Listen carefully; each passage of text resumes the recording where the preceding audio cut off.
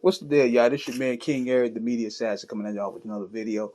So apparently Netflix is coming out with a Vince McMahon documentary, and it looks very interesting, man. And it could be symbolic to two different things. This could be, number one, the nail to put in Vince McMahon's casket, credibility wise. And number two, Netflix is doing this probably as an example of where we're not going to do. They're going to set an example of the new vision of the WWE going forward, and everything that Vince McMahon has supposed to done, while we acknowledge what he has accomplished, he's not a part of this going forward. So,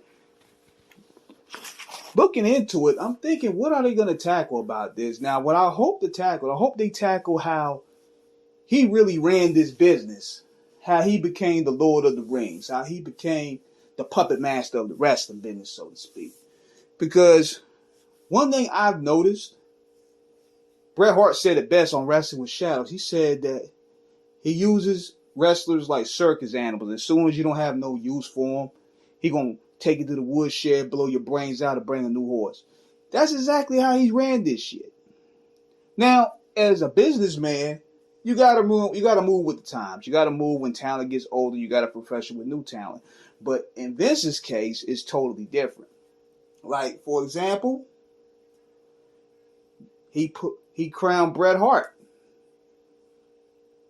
What happened with Bret? After he felt that he couldn't probably pay Bret, he double crossed Bret.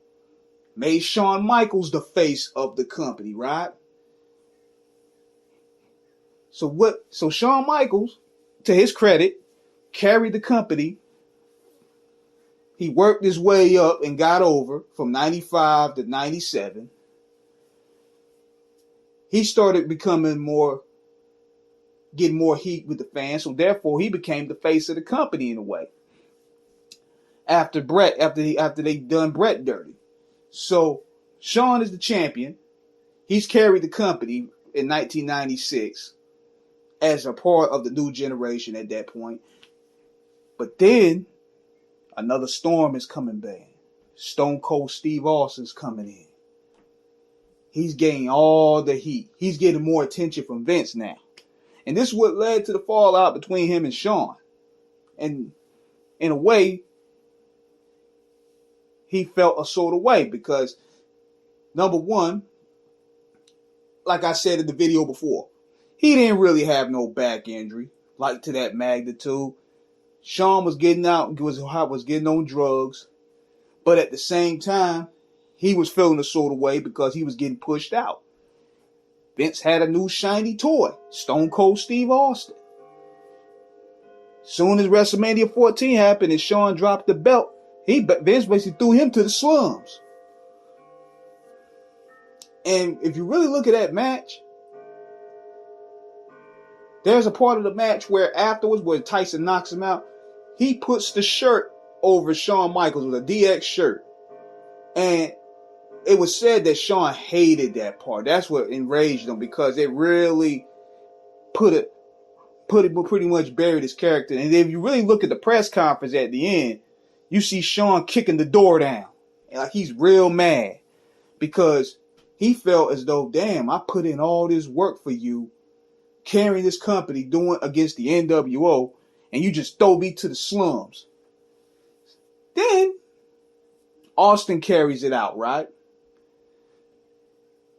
Vince does the same thing with Stone Cold and Rock. When Stone Cold felt like he wasn't getting enough heat like that, like in 2002, Vince said in an interview, he said that he's compared Stone Cold to somebody that used to make platinum hits, now he bring gold records. So you had these new guys coming in, a new generation, and Austin feeling paranoid about his spot because he felt as though, damn, I saved your company. I saved your company from getting put out of business. I sold more t-shirts than anybody in the history of this company, including Hulk Hogan. And you just gonna throw me into this and throw me to the slums? Like, this is what we doing? So that's why he walked out. Vince didn't really have much value in him like that anymore. Then, same thing with The Rock. Even though that situation is because The Rock took destiny in his own hands and went to Hollywood. He caught the Hollywood bug and started leaving. So Vince was like feeling a little salty about that. So that's where when The Rock wanted to come back in WrestleMania 21, he already had the spots already fulfilled. Like he had Randy Orton, Batista, John Cena. He was focusing on them three. So that guys like Austin and Rock was treated like afterthoughts. But this is when Vince run the business. He run this business like he put these wrestlers on the blade, homie. Like seriously, he runs it like a pimp whole relationship. Think about when you look at these shoot interviews. Think about how many wrestlers have said that he look at Vince McMahon as a father figure. Look at how many interviews and shoots, how many wrestlers have said that they see this man as a father figure. And the most recent one was Randy Orton, where Randy was saying, look, my back is hurting, man. Like, look, I need to take some time off so I can, raise my kids. And Vince told him straight up, I need you on these tour dates. Father time gets us all. I said, damn. So, this is why the new generation is liking Triple H's formula, because Triple H was a talent. So, therefore, he understands how the talent feels. So, he's going to more so cater to the talent. But the way they was running this thing, same back then. Back then, even going back to the 90s with Savage. Savage broke his back carrying the WWF. And yet, when he wanted to come back and wrestle, Vince said, nah, we're going to keep you on the bench. Same thing with Hogan and Warrior.